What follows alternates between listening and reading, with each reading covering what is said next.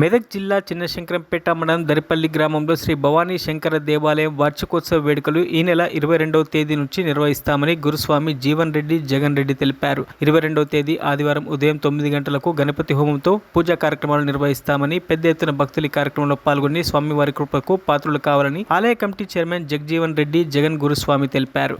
జిల్లా శంకరంపేట మండలం దరిపల్లి గ్రామంలో గల భవానీ శంకర దేవాలయం వార్షికోత్సవం 4వ వార్షికోత్సవం జరపబడును. 22వ తేదీ ఆదివారం నాడు ఉదయం 9 గంటలకు గణపతి హోమం, రుద్రాభిషేకం, తదుపరి హనుమాన్ చందనం జరిపించి అందరు భక్తులందరూ పాల్గొని విజయవంతంగా జరిపించగలరని మనవి.